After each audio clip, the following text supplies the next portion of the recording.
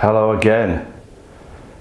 So just doing a little review of my Shoei Neotech crash helmet. I bought this helmet last August.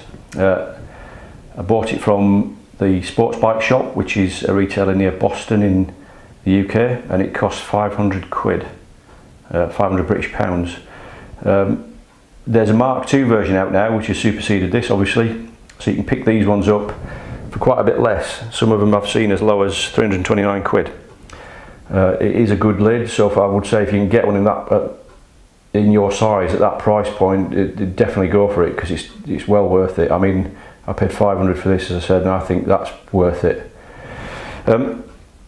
So I did a couple of videos last year after I bought it. I've only just uploaded them to YouTube, but they're on there now if you want to have a look. They're of me with some bike footage, so you can sort of hear the sound quality. It was filmed on a Sena 10C back then, which I've now sold as well, but it just gives a little sort of first impressions, then a monthly update due to some sizing issues. But essentially it's a full-faced modular flip-up lid. You've got a big red button at the front here, catch, push that downwards to release the chin bar and lift it up. Don't think these are approved for use whilst the chin bar is in the up position. The new ones might be, I'm not sure. Some other lids are, but this one I'm sure isn't. But it works quite well, easy to use with gloves, and locks in place quite well as well.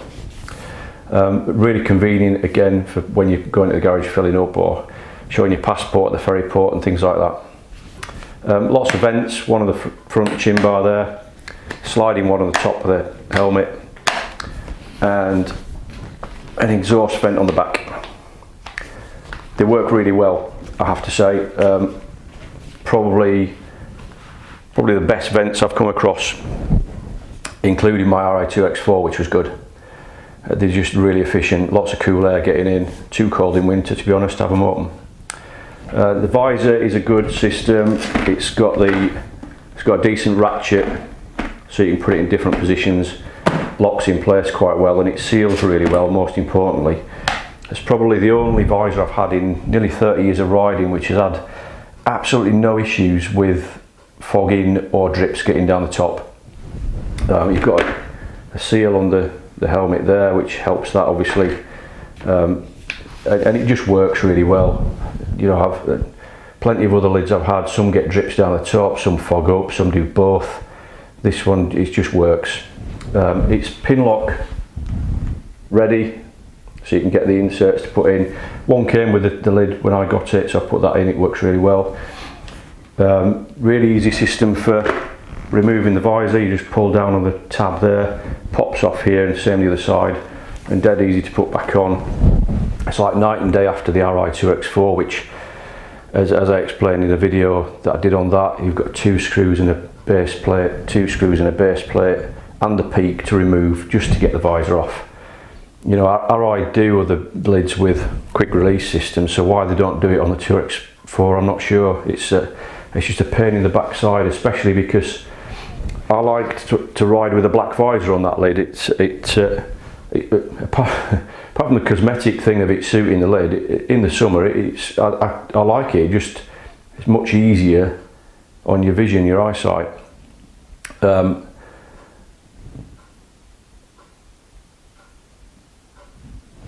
You know, and it got to a point where I was so frustrated with it, I stopped carrying a clear visor. I bought a pair of goggles instead, so I just lift the visor up and wear some goggles with a clear lens. But it's not really great, you know. Not required on this one. I've got a clear visor, obviously, as you can see, and that is because it's got an internal sun visor switch on the side there. Again, really easy to use with gloves. You know, a nice sort of smooth action without it dropping down on its own. There's a couple of lids I tried at the same time as trying this one, and there's a couple of Schuberths and a K-Berg and something else, and a couple of the others, not the Schuberths, but a couple of the others. This part here used to get caught on the bridge of my nose, but this one doesn't. It fits really well. The tint's quite good. I think it's sufficient. You don't need any darker really. Some people complain with these internal visors, not just on the Shoei but on others, that you get some light leakage on down here. I've not really found that an issue. It doesn't distract me or cause any bother. It just works really well, and it's so convenient. Like I say, you don't need to change a visor or anything like that when you're out and you're going to be out after dark. I do still like lids with black visors, but for year-round riding, this is just so much more convenient. I'll just get that out of the way. It's got a little removable breath guard here. Again, that just assists with keeping the visor clear, stopping it fogging up, and it works. There's another one under the chin bar. If you can see that bit there, that's removable as well. Apparently it's supposed to stop some turbulence and draft getting inside the lid. You know, I can't say that I've noticed a huge difference between this and other lids that don't have it. I'm sure it works, but you know, I could probably quite easily live without it. I might try it actually once I set the new action cam up with the microphone and try it with and without that to see what it's like with if it affects wind noise and stuff. But it's there if you like it. Underneath, we'll get onto the strap. It's a quick release buckle. Straight into the red tab. You can adjust it with the buckle here for length and fit and comfort, and then when you want to release it, lift up on the red tab till it clicks and pull it out. I've got to be honest, I prefer normally a D-ring style strap. I think they're more secure, I think they're fail-safe, I think there's nothing to go wrong with them because it's just a pair of metal rings and you thread the strap through it. That said, this one works fine. I've had no issues with it.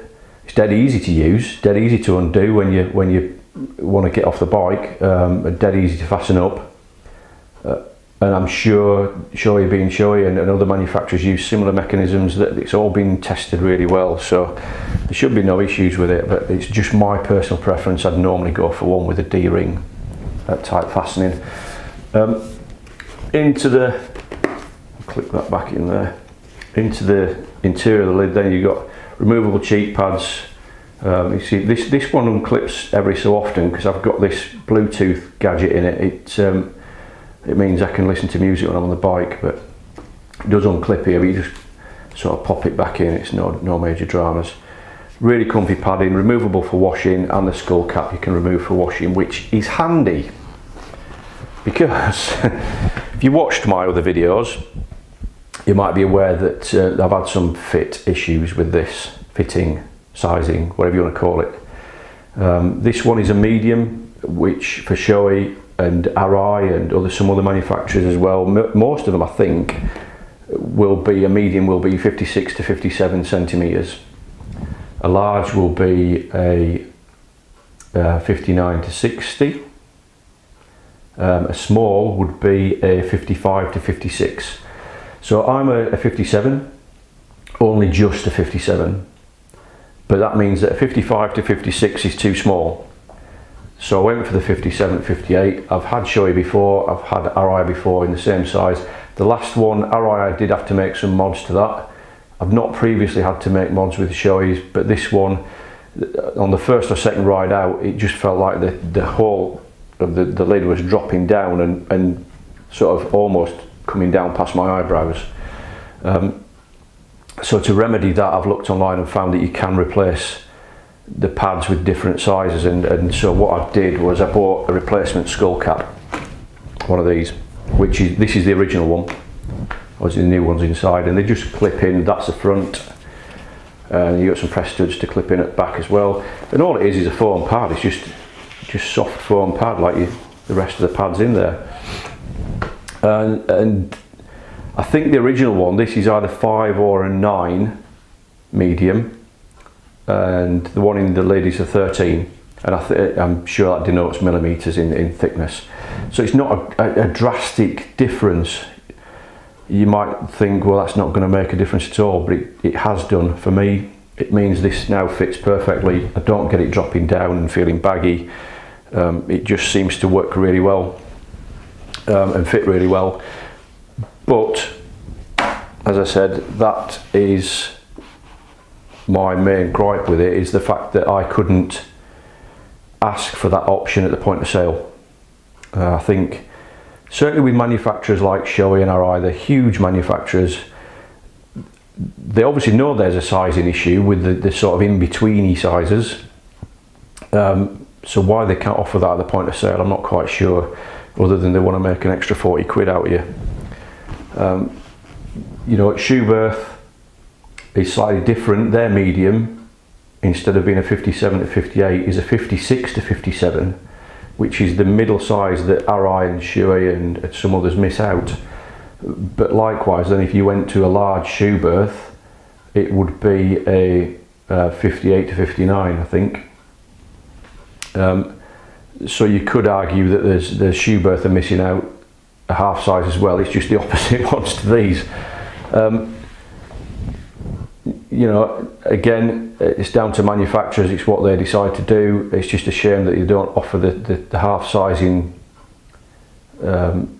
fitments as an option when you buy the helmet, instead of having to pay an extra 40 quid. That aside, I love it. It feels good on. It looks alright, I think, in this matte black.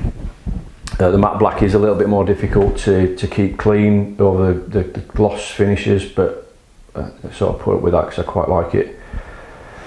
It's not noisy particularly, certainly no more so than other lids. I think probably if you've got a standard full face helmet, some of them might be a little bit quieter, because you've got, obviously on a modular helmet, you've got these channels here where it seals and stuff, and it all goes to cause a little bit more turbulence. As the peak sort of helmets, they create more turbulence, so you're going to get them probably a little bit noisier than others.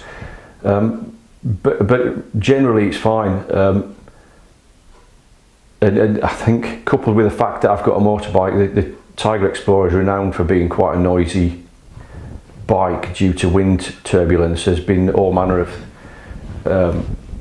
discussions online about how to fix the turbulence, buffeting, wind noise, because, you know, people trying different screens, different brackets for adjusting the screens, different little winglets on the side, removing wing mirrors, all sorts of stuff.